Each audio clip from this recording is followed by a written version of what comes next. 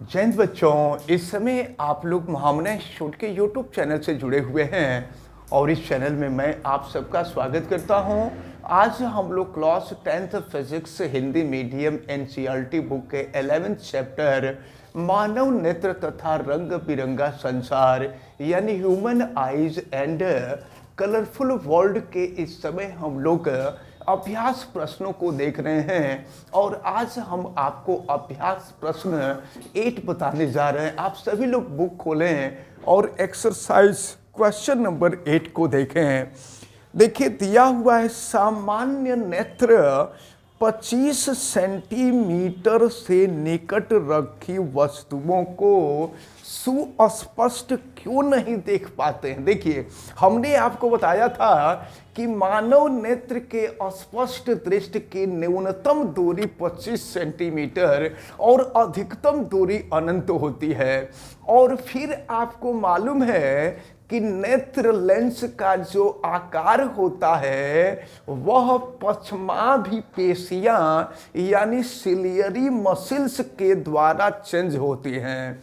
तो सिलियरी मसिल्स के अंदर इतनी क्षमता नहीं होती है कि अगर 25 सेंटीमीटर से नजदीक कोई वस्तु रख करके देखें तो सिलियरी मसिल्स नेत्र लेंस को वहां फोकस कर सकें, इतनी क्षमता नहीं होती है।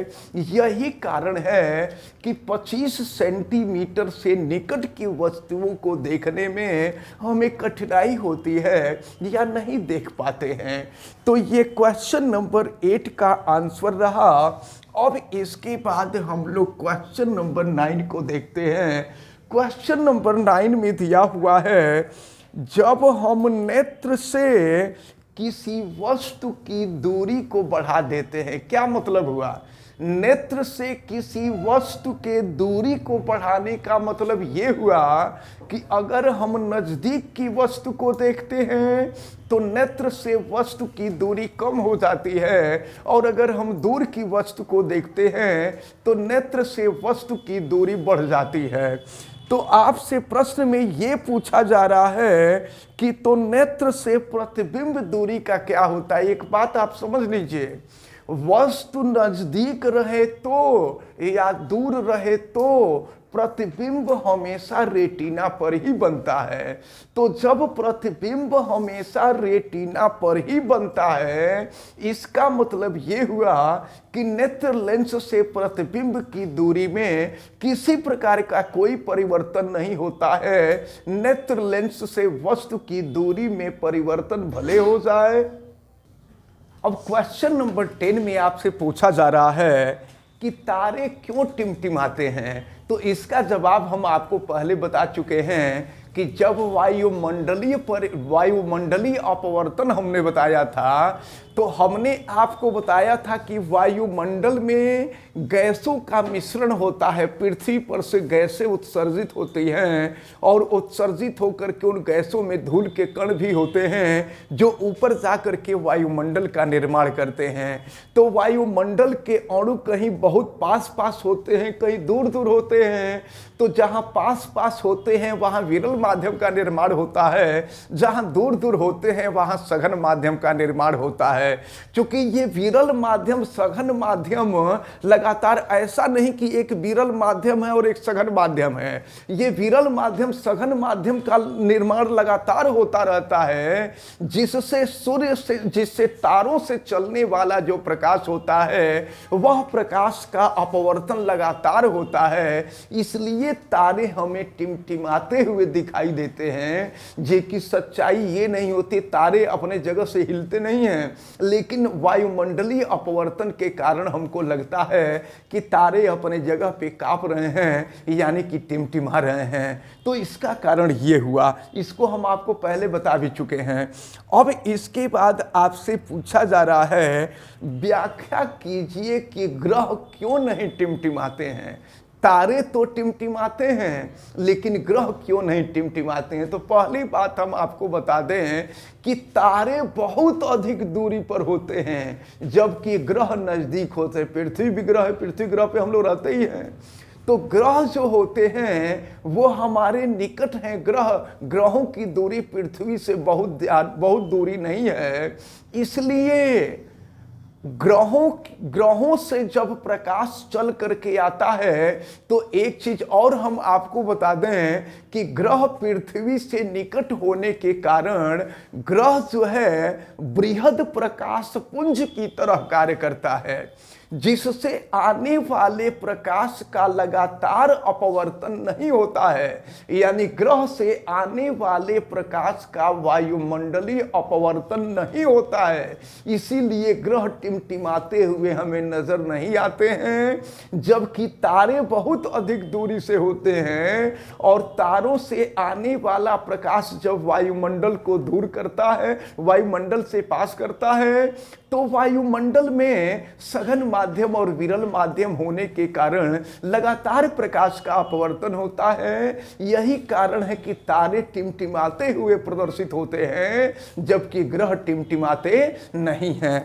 अब इसके बाद अगला प्रश्न ये है कि सूर्योदय एवं सूर्यास्त के समय सूर्य रक्ताभ क्यों प्रतीत होता है, यानी सूर्य लाल क्यों प्रतीत होता है।